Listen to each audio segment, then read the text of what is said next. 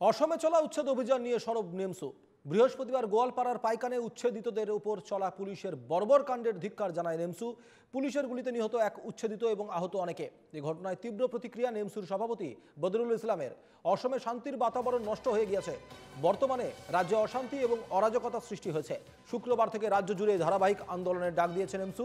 উচ্ছেদ বন্ধ না হওয়া পর্যন্ত নেমসুর এই আন্দোলন জারি থাকবে বলে জানান সভাপতি বদরুল ইসলাম।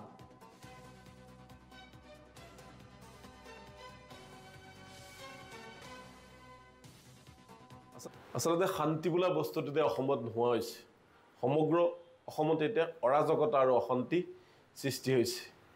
যি গণতন্ত্ৰ বিৰোধী আৰু মানৱতা বিৰোধী উচ্ছেদ কৰিলে হিমন্ত বিশ্ব শৰ্মাৰ নেতৃত্বাধীন চৰকাৰখনে হাজাৰ হাজাৰ আৰক্ষী নমাই দাদাগিৰিৰে যি কাৰ্য কৰিলে, দুখীয়া মানুহক, নিচলা মানুহক, ভূমিহীন মানুহক যি ঘৰ বাৰী ভাঙি দিলে, তছ তছ কৰি দিলে, বুলডোজাৰ চলাই যি দাদাগিৰি কৰিলে আৰু শেষ কৰি দিলে। আৰু শেষত অন্তিম সময়ত এই মানুহখিনিয়ে কি কৰিলে, তিৰপাল ধৰি নিজৰ পৰিয়াল লৈ মানে থাকিব ধৰিলে।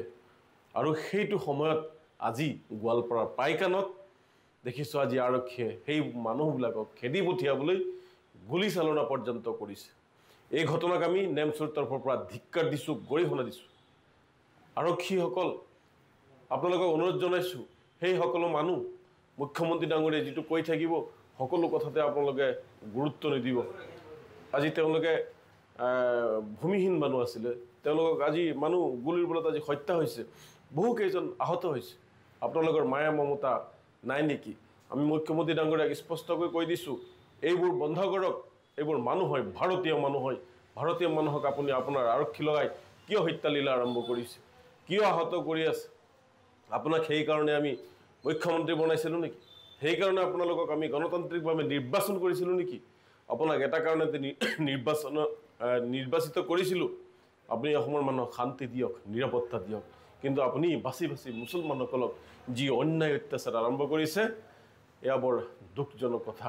অহা কাইলৈও আমি ইয়াৰ মানে বিৰুদ্ধাচৰণ কৰি আমি কাইলৈ সমগ্ৰ অসমতে আমি প্ৰতিবাদ কৰিম।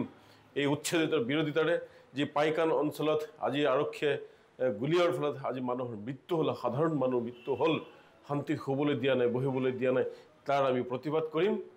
আৰু অহাকাইলৈ সমগ্ৰ অসমতে ইয়াৰ গণতান্ত্ৰিকভাৱে প্ৰতিবাদ হ'ব। আমি আশা কৰিছোঁ সমূহ ৰাইজে আহি এই যি বৰ্বৰ অন্যায় অত্যাচাৰ কৰি আছে এই চৰকাৰখনৰ বিৰুদ্ধে আপোনালোকে গণতান্ত্ৰিকভাৱে শান্তিপূৰ্ণ আন্দোলন কৰিব।